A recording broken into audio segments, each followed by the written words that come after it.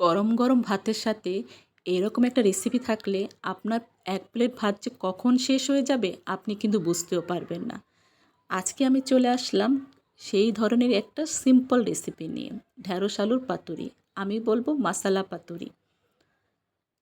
তো খুবই সাধারণভাবে তৈরি করেছি। আমি কিন্তু এখানে সরাসরি চলে গেলাম রান্নাতে। আমি সয়াবিন তেল দিয়ে দিয়েছি কড়াইতে, আর আলু আর ঢ্যাঁড়স কেটে ধুয়ে রেখেছিলাম, সেটা কিন্তু আলতো করে ভেজে নেব।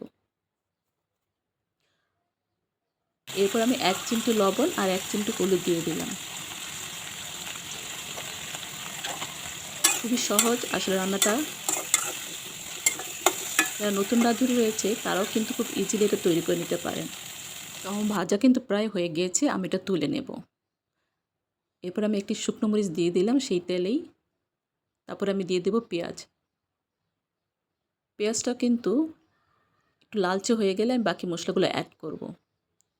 অনেক সময় কিন্তু বাসায় মাছ মাংস থাকে না, বা থাকলেও কিন্তু আমাদের খেতে মন চায় না।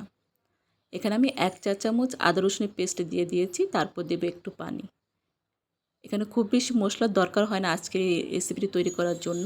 তো আমি এখানে 1 চামচ হলুদের গুঁড়া, 1 চা চামচ মরিচের গুঁড়া আর 1/2 চামচ জিরের গুঁড়া দিয়ে দিয়েছি। দিয়ে দেব সামান্য লবণ।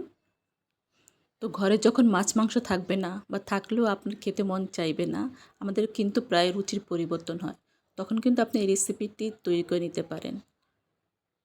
তো আমি মশলাটা কষানোর পর আলু দিয়ে দিলাম। এরপর দিয়ে দেব ঢ্যাঁড়স। ঢ্যাঁড়স কিন্তু খুব অল্প সময়ের মধ্যেই সিদ্ধ হয়ে যায়। তো এখানে পানিও কিন্তু খুব একটা বেশি ব্যবহার করতে হবে না। মশলার সাথে আলু আর ঢ্যাঁড়স ভালোভাবে কষানোর পর এরপর আমি এখানে দিয়ে দেব পানি।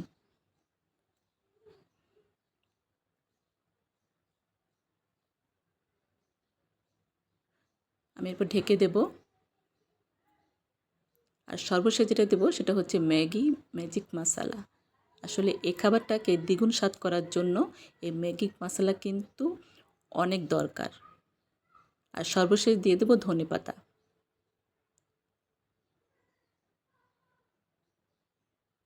হয়ে গেল আমার আজকের আলু ঢ্যাঁড়সের ম্যাগি ম্যাজিক পাতুরি। আসলে আমি এটা নাম দিয়ে দিয়েছি। তো আমার কাছে কিন্তু রেসিপিটি খুবই ভালো লাগে, আমি প্রায় এটা রান্না করে খাই।